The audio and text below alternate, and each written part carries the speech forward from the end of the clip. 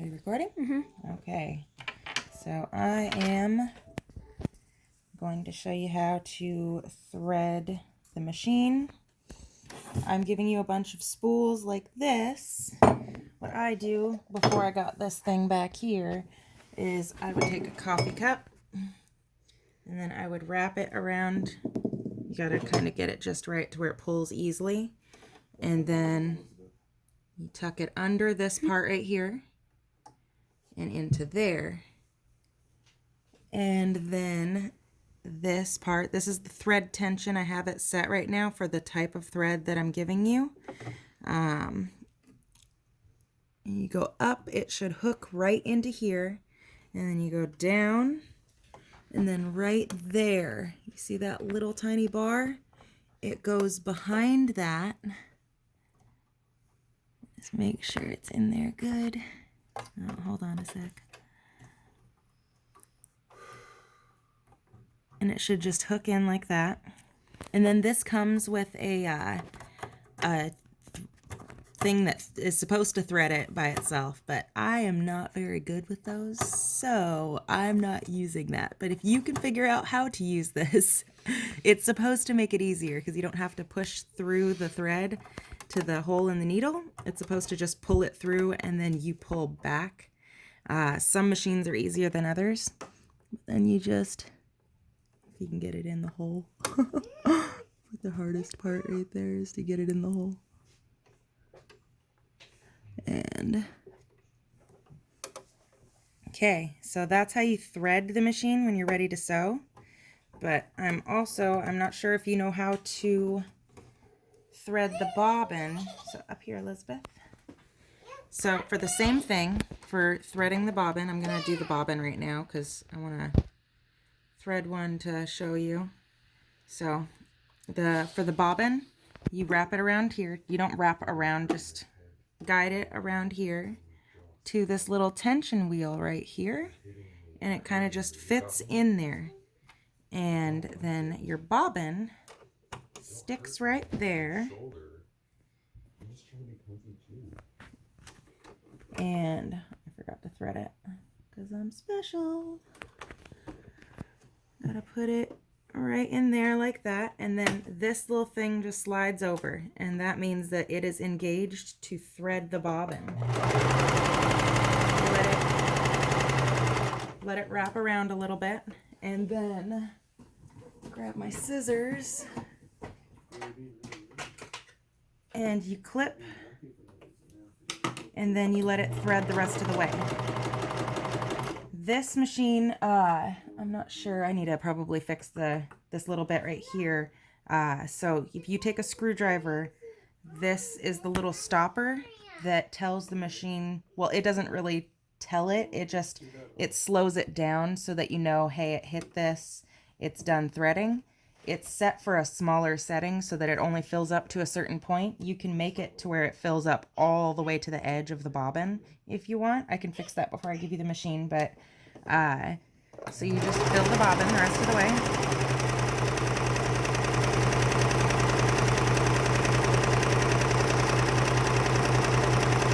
I'm going to fill the bobbin, and then I'm going to show you something else that's a little bit neat about this thing.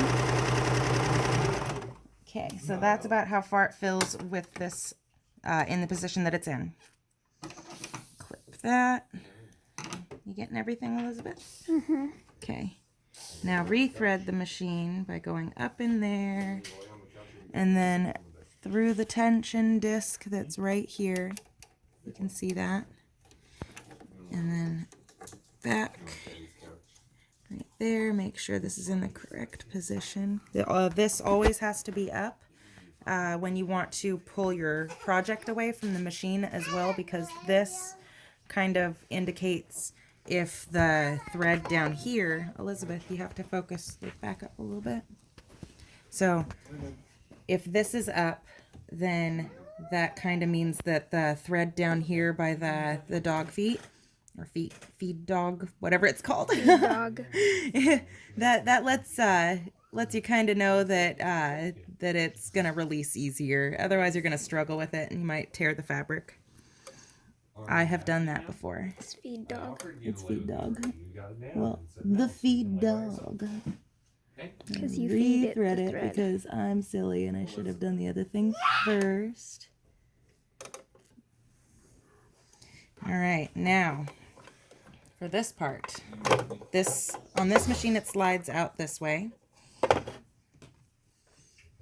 And then for your bobbin, you want to put it in to where the thread is going clockwise. And then it slides into that little groove right here. Once it's in that groove, then you pull it towards there, and then you're going to want the thread on the left side of this little nub right there. Now there's a little handle right here. When you hold that handle, your bobbin should not come out of the bobbin casing. It should be able to stay in like that so you can load it into the machine.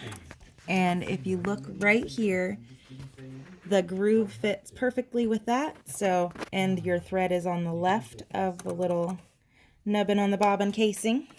And then what you do is you hold your thread. You have it on top of the foot when you're doing this part. Otherwise it gets a little bit harder to grab the next piece of thread when it comes up.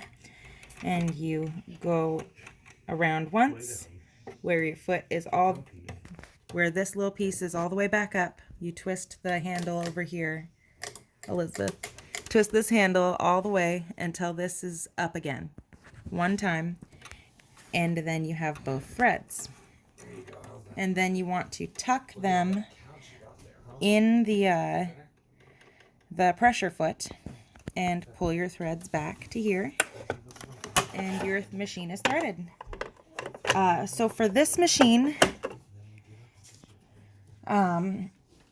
I have to get the straight stitch, you turn it to A on zigzag. I'm pretty sure you can do it with most of these, but for the A, you get the cleanest straight stitch.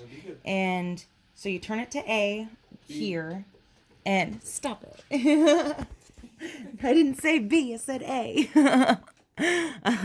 So you turn it to A right here, and then you turn it to 0, because this determines how much of a zigzag you're going to get, or how thick your thread is going to be when it goes onto the fabric.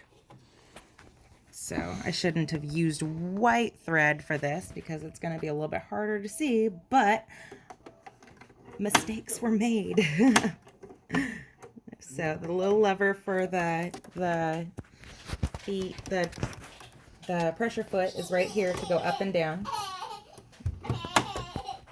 And I have it set to straight stitch right now. This right here is your back stitch. So when you're at the beginning of a project, you want to go down, and I have the foot pedal right here because I'm about to pack it up and give it to your daughter to give to you. But you do that with this down, and it does your back stitch. You want to do that at the beginning of the project and the end of the project. And that is the straight stitch. Elizabeth, you gotta look at the camera and not everywhere else. So I don't know if you can see that. But that's the straight stitch. And then if I turn this wheel to, there's markings for the suggested. So the red, those 3 are the suggested for your stitches right here. So when you want to do these ones, turn it to one of these 3 numbers, 5, 4, or 3. And I would suggest testing it out on a piece of fabric before you do it on any of your projects. And that is your zigzag. You could do the back stitch on a zigzag too. But this is not a project, so I don't need to. And that is set for 3 right now. So on the tension wheel for the zigzag, that is what it's set to. And then I'll turn it to 5 to kind of show you what it looks like. Turn this up. And Right here, I forgot to mention, is some awesome little nifty thing. It's a thread cutter. My machine didn't have that before, so this is like really cool. But yeah, so there's that. And then this setting right here, your buttonhole is right there as well. But this setting, let's get an image of what this is like. Makes your stitches closer together. So